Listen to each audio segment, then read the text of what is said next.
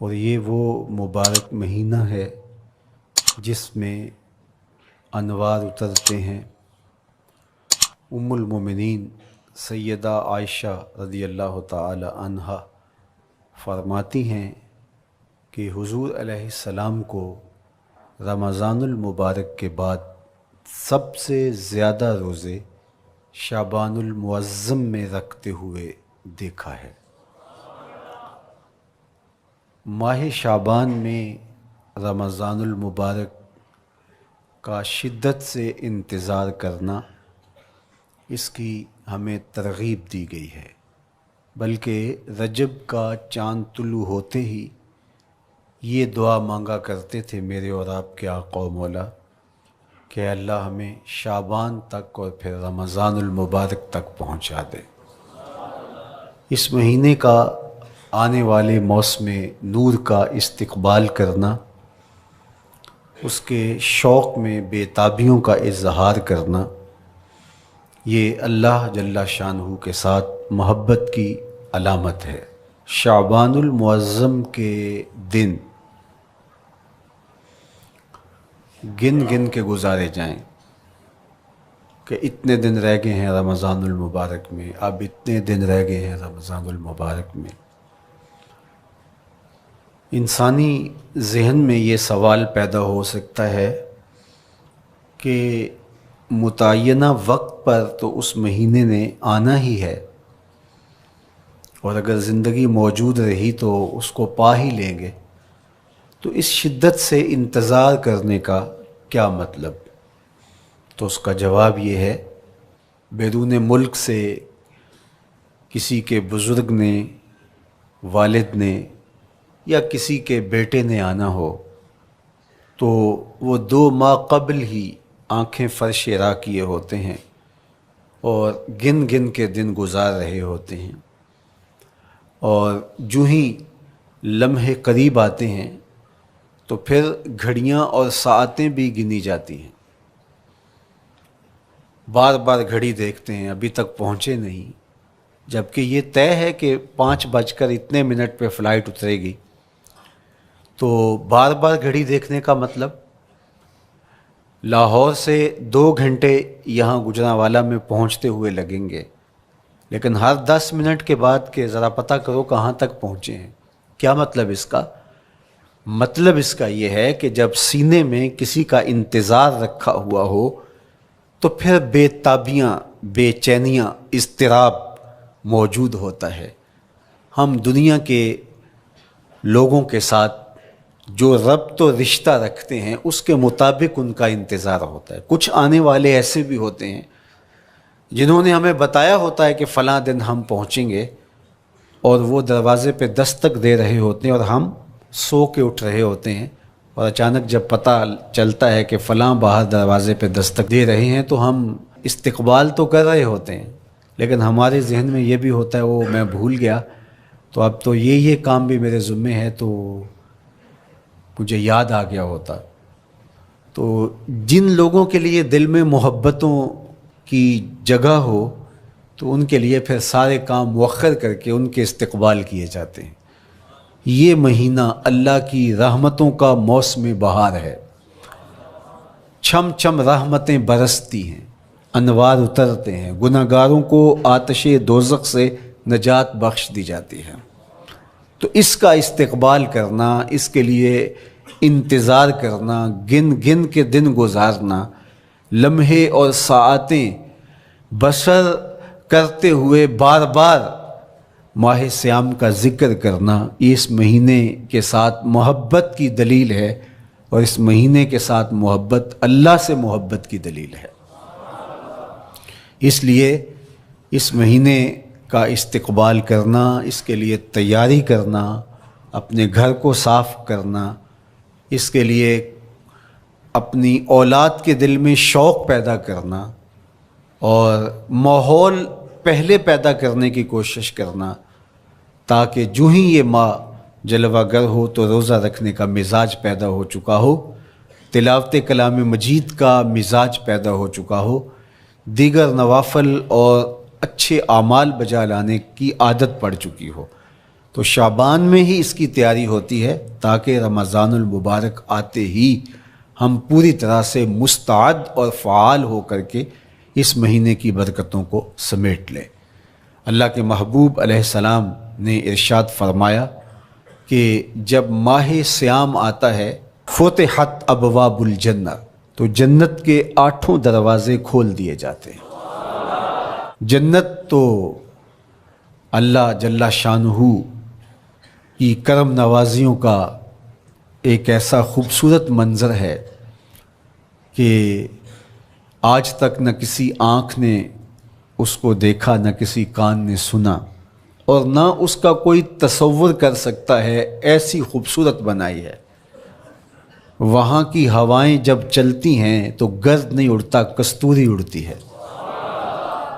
وہاں دودھ کی، شہد کی، مائے معین، کوثر، سلسبیل کی نہریں بہتی ہیں۔ موتی زمرد کے محلات بنے ہوئے ہیں۔ وہ خوبصورت محل اور وہ خوبصورت جنت کا ماحول، لیکن اس کے باوجود اس خوبصورت جنت کو، مرصع جنت کو، نظیف ترین بقعۂ رحمت کو 11 ماہ تک رنگ و روغن کیا جاتا ہے رمضان المبارک کے استقبال کے لیے۔ اور جب یہ مہینہ آتا ہے تو اس کے دروازے کھول دیے جاتے ہیں، اور جنت کے 8 دروازوں میں سے ایک دروازے کا نام باب الریان رکھا گیا ہے، جو صرف روزہ داروں کے اعزاز و تکریم کے لیے ہے۔ روزہ دار اس دروازے سے گزر کے جنت جانے۔ تو آپ اندازہ کیجئے کہ اللہ نے اس ماہ مبارک کو کیا عزت دی ہے، کیا پروٹوکول دیا ہے، کیا تکریم بخشی ہے کہ نبیوں کا امام، امام المرسلین، خاتم الانبیاء، محبوب خدا اس مہینے کے لیے منتظر رہتے کہ یہ مہینہ آنے والا ہے، یہ مہینہ آنے والا ہے۔ حضرت سیدنا سلمان فارسی رضی اللہ تعالی عنہ فرماتے ہیں کہ شعبان کی آخری تاریخ کو حضور نے ایک خطبہ ارشاد کیا۔ بعض علماء نے کہا کہ یہ شعبان کا آخری جمعہ تھا، یا ہو سکتا ہے کہ آخری جمعہ 29 شعبان کو ہی ہو۔ تو رمضان المبارک سے قبل حضور نے یہ خطبہ ارشاد کیا، جو مختلف کتب احادیث میں موجود ہے۔ یا ایھا الناس، اے لوگو، قد اظلکم شہر عظیم، اللہ نے تمہارے اوپر ایک بہت پاکیزہ، پر نور، عالی مرتبت مہینہ سایہ فگن کر دیا ہے۔ شہر فیہ لیلۃ خیر من الف شہر، اس مہینے میں ایک ایسی رات ہے جو 1000 مہینے سے بہتر ہے۔ جعل اللہ صیامہ فریدہ و قیام لیلۃ تطوع، اس مہینے کے دن کے روزے فرض قرار دیے گئے اور راتوں کا قیام نفل بنایا گیا۔ تراویح کی صورت کے اندر راتوں کے قیام کا ماحول پیدا ہوتا ہے، صلاۃ اللیل پڑھی جاتی ہے، نوافل پڑھے جاتے ہیں کثرت کے ساتھ۔ یہ اس مہینے کی شانیں ہیں، یہ اس مہینے کی رونقیں ہیں۔ اس مہینے میں اللہ تعالیٰ نے خاص کرم نوازیاں عطا کی ہیں اہل ایمان کو۔ وَمَن تَقَرَّبَ فِيهِ بِخَصْلَةٍ مِّنَ الْخَيْرِ كَانَ كَمَنْ أَدَّى فَرِيضَةً فِيمَا سَوَاهُ، ایک نفل کا ثواب ایک فرض کے برابر اس مہینے میں کر دیا جاتا ہے۔ وَمَنْ أَدَّى فَرِيضَةً كَانَ كَمَنْ أَدَّى 70 فَرِيضَةً فِيمَا سَوَاهُ، اور اگر کوئی ایک فرض ادا کرتا ہے تو اس کو 70 فرائض کا ثواب ملتا ہے۔ اس قدر نیکیوں کا اجر بڑھا دیا جاتا ہے، ان کی قیمت بڑھا دی جاتی ہے اس مہینے میں۔ اور پھر ارشاد فرمایا وَهُوَ شَهْرُ الصَّبْرِ، یہ صبر کا مہینہ ہے۔ ہونے کے باوجود بھی انسان تناول نہیں کرتا، ٹھنڈا میٹھا مشروب میسر ہے اور زبان کانٹا بن گئی، حلق خشک ہو گیا، لیکن اس کے باوجود بھی ایک گھونٹ حلق سے نیچے اتارنے کا روادار نہیں ہوتا۔ وضو کرتے بھی احتیاط کرتا ہے، کوئی قطرہ آب حلق سے نیچے نہ ٹپک جائے۔ تو یہ صبر سکھاتا ہے، جب ہو بھی تو انسان اس سے گریز کرے، تو جب ہوگا نہیں تو پھر انسان صبر کا عادی بن جاتا ہے۔ تو یہ صبر کی عادت ڈالتا ہے۔ یہ شہر الصبر ہے۔ پھر فرمایا والصبر ثوابہ الجنہ، اور سنو صبر کا ثواب جنت ہے۔ جو شخص صابر ہوتا ہے اس کا صلہ جنت کی صورت میں عطا کیا جائے گا۔ وشہر المواسات، اور یہ ہمدردی کا مہینہ ہے، باہمی پیار کا مہینہ ہے، الفتیں بانٹنے کا مہینہ ہے، نرم دلی کا مہینہ ہے، ایک دوسرے کے احساس کا مہینہ ہے۔ جب کوئی شخص بھوک اور پیاس کاٹتا ہے تو اس کو پھر محسوس ہوتا ہے، بالخصوص امراء، کہ بھوک کیا بلا ہوتی ہے، اور جو نان شبینہ کو ترستے ہیں اور جنہیں کھانا میسر نہیں آتا ان کی زندگیاں کتنی تلخ ہوتی ہیں۔ تو بھوک اور پیاس احساس پیدا کرتی ہے ان لوگوں کا کہ جو اللہ کی دی ہوئی نعمتوں سے محروم ہیں۔ تو اس لیے یہ ایک قسم کا رحم دلی کا مہینہ ہے، پیار بانٹنے کا مہینہ ہے، یہ الفتیں تقسیم کرنے کا مہینہ ہے۔ وَشَهْرٌ يُزَادُ فِيهِ رِزْقُ الْمُؤْمِنِ، اور یہ ایسا مبارک مہینہ ہے جس میں مومن کا رزق بڑھا دیا جاتا ہے۔ روزہ کھانا بچانے کے لیے، یہ اخراجات کم کرنے کے لیے نہیں ہے، بلکہ اس میں آپ کا رزق اور بڑھ جاتا ہے۔ ایسی ایسی نعمتیں کھانے کو ان لوگوں کو بھی نصیب ہو جاتی ہیں عام دنوں میں جو ان کا مقسوم نہیں ہوتی۔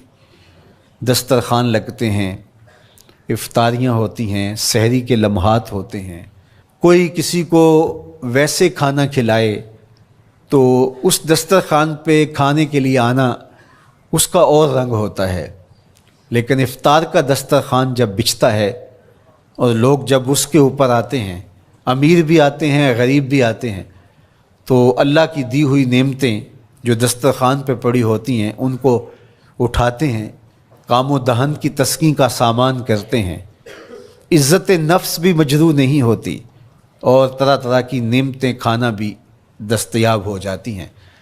تو یہ ایک مہینہ ہے مواسات کا، اس میں رزق بڑھ جاتا ہے، غرباء تک بھی اللہ کی نعمتیں وہ پہنچتی ہیں جو عام دنوں میں ان کو میسر نہیں ہوتی، اور امراء بھی نعمتوں کا لطف لیتے ہیں، نعمتوں کا مزہ انہیں آتا ہے، اس لیے کہ بھوک کاٹنے کے بعد جب ان کو نعمت میسر آتی ہے تو پھر انہیں احساس ہوتا ہے۔ جو شخص ہر وقت سیراب رہتا ہے تو اس کو کیا پتہ کہ شدید بھوک کے بعد کھانے کا لطف کیا ہوتا ہے۔ سخت پیاس کے بعد میٹھا اور ٹھنڈا مشروب جب رگوں کو تر کرتے ہوئے معدے تک پہنچتا ہے تو اس کی تراوت، اس کی ٹھنڈک، اس کی لذت، اس کا کیف و سرور، اس کی عذوبت کس طرح راحت بخشتی ہے۔ اسی لیے میرے اور آپ کے آقا و مولا نے ایک دوسرے مقام پہ ارشاد فرمایا، لِلصَّائِمِ فرحتان، فرحتن عند فطرہ و فرحتن عند لقاء ربہ۔ روزے دار کے لیے دو خوشیاں ہیں، ایک خوشی اسے تب ملتی ہے جب وہ روزہ افطار کرتا ہے، وہ لمحے مسرتوں کے ہوتے ہیں، ایک روحانی احساس ہوتا ہے، اتنا لمبا دن، اتنا سخت دن، گرمی کی شدت، مالک تیرا شکر ہے لمحہ اختتام پہنچا، اور یہ اتنا لمبا دن تیرے حکم کی تعمیل کرتے ہوئے بسر ہو گیا۔ ایک تو روزہ کھولتے ہوئے وہ ایک سرشاری ہوتی ہے، وہ ایک لذت ہوتی ہے، روحانی تسکین ہوتی ہے۔ آج کل وہ افطار کے دسترخوان لگتے ہیں تو جس طرح ہمارے سارے معاملات جو ہیں وہ ملوث ہو گئے ہیں ریا سے، تصنع سے، اس طرح افطار بھی ایک فیشن کے طور پہ فروغ پا رہی ہے۔ تو اس میں امراء کو اور شخصیات کو بلایا جاتا ہے، اور ایسے لوگ کثرت کے ساتھ ہوتے ہیں جن کا روزہ بھی نہیں ہوتا، تو پھر ظاہر ہے رسماً تو اتنی دیر تک وہ کچھ نہیں اٹھا سکتے جب تک اذان کی آواز نہیں آتی، افطار کے لمحے نہیں آتے۔ تو اس وقت جو روزہ دار ہوتا ہے جب وہ مشروب لے رہا ہوتا ہے، جب وہ کوئی لقمہ اتار رہا ہوتا ہے، تو اس کی جو فرحت ہوتی ہے، اور جس نے روزہ نہیں رکھا اور وہ بھی افطار کے دسترخوان پہ بیٹھا ہے، تو کیا اس کو کوئی روحانی حظ، کوئی سرور، افطار کے لمحوں کا کوئی لطف مل سکتا ہے؟ وہ بیچارہ کتنا بے چین ہوتا ہوگا کہ یہ شخص ہے کمزور ہے، سارا دن مزدوری کر کے آیا ہے، اور اس کا بھی تو سارا دن گزر گیا بھوک اور پیاس سے، اور میں صحت مند ہوں اور سارا دن ٹھنڈے ماحول میں رہا ہوں اور مجھے توفیق نہیں ملی۔ تو وہ گھونٹ کتنے مشکل اس کے لیے ہوتے ہوں گے، اور روزہ دار کے لیے کس قدر وہ آسودہ بخش لمحے ہوتے ہیں کہ جب اس کو یہ مسرت ہو رہی ہوتی ہے کہ مالک تیرا شکر، گرم موسم، زباں کانٹا، حلق خشک، اور تو نے تکمیل تک لمحے پہنچائے اور میرا دن خیریت سے گزر گیا، تو وہ اس کے لیے ایک خوشی کا لمحہ، روحانی مسرت کی کیفیت۔ اور دوسری کہ جب وہ ٹھنڈا اور میٹھا مشروب، سارے دن کی سوکھی ہوئی زبان اور خشک حلق، اور انسان کی جو ہے وہ رگیں بھی، انتڑیاں بھی خشک ہو چکی ہوتی ہیں، تو ٹھنڈا اور میٹھا مشروب جب انسان کے معدے کی طرف بڑھ رہا ہوتا ہے، زبان بولے نہ بولے، ایک ایک رواں اللہ کی حمد بول رہا ہوتا ہے، اور تشکر انسان کے رگ و ریشہ سے ادا ہو رہا ہوتا ہے، اور اس کی کیفیت، اس کی سرشاریاں، اس کی لذتیں وہ دیکھنے کی ہوتی ہیں۔ تو کہا للصائم فرحتان، روزے دار کو تو ایک فرحت اس وقت ملتی ہے عند فطر ہی، جب وہ روزہ کھولتا ہے، روحانی فرحت بھی، جسمانی فرحت بھی۔ وَفَرْحَةٌ عِنْدَ لِقَاءِ رَبِّهِ، اور دوسری فرحت اور دوسری خوشی اسے تب ملے گی جب اس روزے کے صلے میں اللہ تعالیٰ اپنے رخ انور سے پردہ اٹھا دے گا اور روزہ دار کو اپنے دیدار کی دولت عطا کرے گا، تو وہ پھر منظر دیکھنے والا ہوگا، روزہ دار کی آنکھیں ٹھنڈی ہو جائیں گی۔ اصل افطار تو وہ ہوگی نا، اللہ اکبر، اصل تو شربت دیدار ملے گا جو روح کی پیاس بجھا دے گا، جو من کی بھوک مٹا دے گا۔ تو کہا للصائم فرحتان، فرحۃ عند فطرہ وفرحۃ عند لقاء ربہ، روزہ دار کے لیے دو خوشیاں ہیں، ایک خوشی وہ ہے جب اس کے جسم کی پیاس بجھتی ہے، اور ایک خوشی تب ملے گی جب روح کی بھوک مٹے گی، جب من کی پیاس بجھے گی، اور پھر وہ سرشاریوں کے عالم میں دیکھتا ہی چلا جائے گا، اور وہ سیراب ہی نہیں ہو پائے گا کہ میں ان دو آنکھوں سے دیکھ رہا ہوں، کاش کہ لوں لوں دے مڈ لک لک چشمہ، ایک کھولا تے ایک کجا ہوں۔ وہ اس آرزو میں ہوگا کہ میرا رواں رواں آنکھ بن جائے اور میں اس دیدار سے فیضیاب ہوتا چلا جاؤں۔ تو وہ کیا لمحے ہوں گے، وہ کیا گھڑیاں ہوں گی، وہ کیا ساعتیں ہوں گی، کوئی لفظ نہیں ہے جن لفظوں میں ان حقیقتوں کو بیان کیا جا سکے، اس لیے کہ وہ منظر ہی وراء الورا ہوگا۔ تو روزہ دار کو فرحت ملتی ہے جب وہ روزہ کھولتا ہے، تو فرمایا وَشَهْرٌ يُزَادُ فِيهِ رِزْقُ الْمُؤْمِنِ، اس میں مومن کا رزق بڑھا دیا جاتا ہے۔ وَمَنْ فَطَّرَ فِيهِ صَائِمًا كَانَ مَغْفِرَةً لِذُنُوبِهِ، جس نے روزہ دار کا روزہ افطار کروایا، اللہ کے محبوب فرماتے ہیں کہ ایک تو خود روزہ رکھا، اور دوسری سعادت یہ ہے کہ ماہ صیام میں روزہ دار کا روزہ افطار کروایا۔ آپ شریعت بیضاء کو بنظر عمیق مطالعہ کر کے دیکھیں، ماہ صیام میں بہت زیادہ اس بات پہ زور دیا گیا ہے کہ روزہ افطار کرواؤ۔ اپنے گھر میں بیٹھ کر کے روزہ افطار کر لینا یہ بھی سعادت مندی ہے، روزہ نصیب ہو جائے، لیکن اس بات پہ بہت زور دیا گیا ہے ماہ صیام میں کہ ایک ماحول پیدا ہو، لوگوں کو افطار کروائیں تاکہ تمام لوگوں تک اللہ تعالیٰ کی نعمتیں پہنچیں، اور لوگوں تک جو ہے وہ رمضان المبارک کی برکتیں پہنچیں۔ تو ارشاد فرمایا وَمَنْ فَطَّرَ فِيهِ صَائِمًا، جس نے روزے دار کا روزہ افطار کروایا، کانا مغفرۃ لذنوبہ، تو وہ افطار کروانے والوں کے گناہوں کی بخشش کا ذریعہ بن جائے گا، یہ افطاری گناہوں کی مغفرت کا سبب بن جائے گی۔ وَعِتْقَ رَقْبَتِهِ مِنَ النَّارِ، اور آتش دوزخ سے گردن کی آزادی کا مجدہ جاں فضا بن جائے گا یہ امر کہ اس نے کسی کا روزہ افطار کروایا۔ وَقَانَ لَهُ مِثْلُ أَجْرِهِ مِنْ غَيْرِ أَنْ يَنْقُصَ مِنْ أَجْرِهِ شَيْءٌ، اور روزہ افطار کروانے والے کو روزہ رکھنے والے جتنا اجر ہی دیا جائے گا، لیکن روزہ رکھنے والے کے اجر میں بھی کوئی کمی نہیں واقع ہوگی۔ جتنا اس نے سارے دن کی بھوک اور پیاس کاٹ کر کے، تکلیف اٹھا کر کے روزہ رکھا، جس نے شام کو اس کو افطار کر دیا، اتنا ہی ثواب اس کو عطا کر دیا جائے گا، اس کا اجر کم کیے بغیر۔ اللہ اکبر، یہ امت کے لیے اللہ نے کیا پیکج دیا ہے، کیا کرم نوازیاں ہیں اس امت کے لیے۔ آقا کریم نے ارشاد فرمایا ایک شخص صبح سے لے کے ظہر تک مزدوری کرتا ہے، اس کو ایک قیراط دیا جاتا ہے، اور ایک شخص ظہر سے لے کر عصر تک مزدوری کرتا ہے، اس کو بھی ایک قیراط دیا جاتا ہے، اور ایک عصر سے لے کر مغرب تک مزدوری کرتا ہے، اس کو 2 قیراط دیے جاتے ہیں۔ فرمایا پہلی مثال یہود کی ہے، دوسری مثال نصارہ کی ہے، اور تیسری مثال میری امت کی ہے۔ یہودیوں نے اور عیسائیوں نے اس پہ اعتراض کیا کہ ہمارا اجر کیوں تھوڑا ہے؟ تو میرے اور آپ کے آقا و مولا نے فرمایا تمہارا تھوڑا نہیں، ہمارا زیادہ ہے۔ آج کل اگر 1000 روپیہ مزدوری چلتی ہو مزدور کی، تو کوئی شخص صبح سے شام تک ایک شخص سے مزدوری کروائے اور 1000 روپیہ دے دے، اور دوپہر کو اڈے سے جا کے ایک مزدور اور لے آئے اور شام کو اس کو بھی 1000 روپیہ دے آئے، اور ایک شخص کو عصر کے وقت لائے اس کو 2000 روپیہ دے دے، تو 1000 والا کہے کہ میرے سے زیادتی ہوئی ہے، تو اس سے زیادتی تو نہیں ہوئی، اسے تو پوری مزدوری دی گئی ہے، اب اس پہ مہربانی ہوئی ہے، اس پہ رحمت ہوئی ہے۔ تو کہا یہود اور نصارہ کی یہ مثال ہے، ایک صبح سے ظہر تک مزدوری کرے اس کو 1 قیراط، ایک ظہر سے عصر تک مزدوری کرے اس کو بھی 1 قیراط، اور تیسرا بہت تھوڑا وقت عصر سے مغرب تک مزدوری کرے اس کو 2 قیراط۔ کہا یہ امت محمدیہ اللہ صاحب الصلوات کو دیا گیا نور ہے۔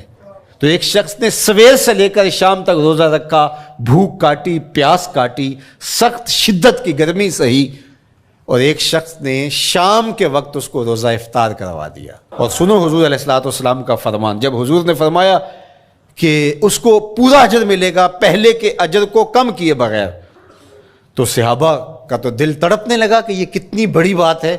اب آپ جانتے ہیں کہ یہ زمانہ ایسی معاشی خوشحالیوں کا نہیں تھا، لوگوں کے پاس تو نان شبینہ بھی میسر نہیں ہوتا تھا، تو صحابہ نے جو سوال کیا، قالوا یا رسول اللہ صلی اللہ علیہ وسلم، انہوں نے کہا اے اللہ کے پیارے رسول صلی اللہ علیہ وسلم، لیسا کلنا یجد ما یفطر الصائم، ہم میں سے تو ہر بندہ یہ طاقت نہیں رکھتا کہ روزہ دار کو روزہ افطار کروا دے، تو یہ اتنی بڑی سعادت، تو یہ تو پھر اہل زر ہی یہ سعادت حاصل کر پاتے ہیں، ہمارے جیسے لوگ تو پھر جو مال و دولت نہیں رکھتے تو وہ تو پھر یہ سعادت نہیں حاصل کر پائیں گے۔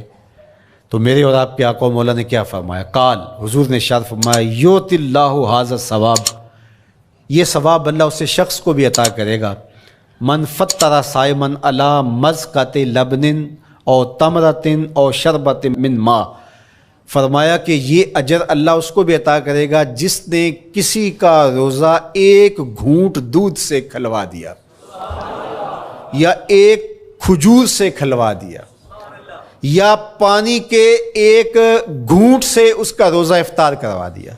لازمی نہیں ہے کہ دسترخوان سجا ہو، انواع و اقسام کے کھانے پڑے ہوں اور وہ افطاری ہی افطاری قرار پائے گی۔ جس نے کسی کو وہاں باہر ٹوٹیوں سے پانی کا گلاس بھر کے، کٹورا بھر کے سادہ پانی بھی پیش کر دیا تو اس کو بھی ثواب مل جائے گا۔ کتنا ثواب ملے گا؟ پورا روزہ رکھنے کا ثواب اس کو ملے گا۔ کتنی رحمتوں کی لوٹ سیل لگی ہے، کوئی ایسے بھی بانٹتا ہے، کوئی ایسے بھی کرم نوازیاں ہوتی ہیں، لیکن میرے رب کے خزانے کتنے کھلے ہیں۔ میں نے مدینہ المنورہ میں ایک شخص کو دیکھا کہ وہ روزے کے وقت وہاں سے ہی گلاس لیتا اور زمزم سے بھرتا اور روزہ داروں کے آگے رکھتا چلا جاتا، اور روزانہ اس کا یہ عمل ہوتا، نماز عصر کے بعد شروع ہوتا، جتنی اس کی پہنچ ہوتی ہر ایک کے آگے رکھتا چلا جاتا، پانی بھی وہاں سے لیا، گلاس بھی وہاں سے لیا۔ اللہ اکبر، فرمایا دودھ کا 1 گھونٹ یا پانی کا 1 گلاس یا 1 کھجور اس نے کسی کو پیش کی اور اس نے اس سے روزہ کھولا، اللہ کے محبوب فرماتے ہیں پہلے کے اجر میں بغیر کسی کمی کے اس کو پورا ثواب روزے کا نصیب ہوگا۔ اللہ اکبر۔ اب سنو، پھر حضور نے ارشاد فرمایا ومن اشبع صائما، اور جس نے صحیح اہتمام کے ساتھ روزے دار کو اچھا کھانا کھلایا، اچھی پرتکلف افطاری دی، سقاہ اللہ من الحوض شربتا لا یظمأ حتی یدخل الجنہ، اس کو حوض کوثر سے ایسا جام ملے گا کہ اس کو کبھی پیاس نہیں ملے گی یہاں تک کہ جنت میں چلا جائے گا۔ اللہ اکبر، اس کو کوثر کے جام نصیب ہوں گے حشر کی گرمی میں۔ اور آپ کو معلوم ہے، علماء سے آپ نے بارہا سنا ہوگا کہ جام کوثر جس نے ایک بار پی لیا پھر 50,000 سال کے دن میں اس کو دوبارہ پیاس نہیں لگے گی۔ یہ جام کوثر کی خصوصیت ہے۔ فرمایا وَهُوَ شَهْرٌ أَوَّلُهُ رَحْمَةٌ، یہ وہ مہینہ ہے جس کے پہلے 10 دن رحمت ہیں اور اس کا درمیانی عشرہ مغفرت ہے۔ وَآخِرُهُ عِتْقٌ مِّنَ النَّارِ، اور اس کا آخری عشرہ جو ہے وہ آتش دوزخ سے نجات کا ضامن ہے۔ فَاسْتَكْثِرُوا فِيهِ مِنْ 4 خِصَالٍ، کہا کہ 4 کام اس مہینے میں کثرت کے ساتھ کرو۔ خصلتان ترضون بہما ربکم، 2 کام تو وہ ہے جس سے تم اپنے رب کو راضی کرو گے۔ وخصلتان لا غنا بکم عنہما، اور 2 کام ایسے ہیں کہ ان سے بے نیاز نہیں ہو سکتے تو وہ تمہیں کرنے پڑیں گے۔ اما الخصلتان اللتان ترضون بہما ربکم، وہ 2 خصلتیں، 2 کام جن کے ذریعے سے تم اپنے رب کو راضی کر سکو۔ فشہادت اللہ الہ الا اللہ، وہ گواہی دینا ہے لا الہ الا اللہ۔ وتستغفرونہ، اور تم کثرت سے استغفار کرو، اللہ سے بخشش مانگو۔ یہ 2 کام تم نے کرنے ہیں۔ وَأَمَّا الْخَصْلَتَانِ اللَّتَانِ لَا غِنَىٰ بِكُمْ عَنْهُمَا، اور وہ چیزیں جن کے بغیر تمہیں چارہ نہیں ہے۔ فَتَسْأَلُونَ الْجَنَّةَ وَتَعُوذُونَ مِنَ النَّارِ، اللہ سے جنت طلب کرو اور دوزخ سے پناہ مانگو۔ تو یہ 2 کام جو تمہاری ضرورت ہے تم اس مہینے میں کثرت کے ساتھ کرو۔ تو یہ مہینہ رحمتوں کی لوٹ سیل کا مہینہ ہے، یہ کرم نوازیوں کے امٹتے ہوئے دھارے ہیں، یہ سیل رحمت ہے جو کہ من کی سیرابی کا سبب اور ذریعہ ہے۔ خوش نصیب ہیں جو ماہ صیام کو خوبصورتی کے ساتھ بسر کرتے ہیں، اس کے آنے سے پہلے استقبال کرتے ہیں، گھروں میں صفائی کریں، اہتمام کریں، مساجد میں اہتمام کریں، تاکہ بچوں میں یہ شوق پیدا ہو کہ ماہ صیام آ رہا ہے۔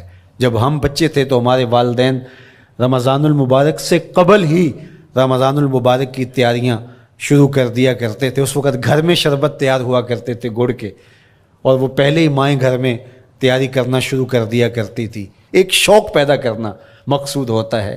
تو کچھ چیزیں ایسی ہیں کہ آرڈر لکھیں اور 1 سیکنڈ میں گھر پہنچ جائے، لیکن کچھ چیزیں یہ جو ہے وہ تیار کرنی چاہیے، شوق پیدا ہو۔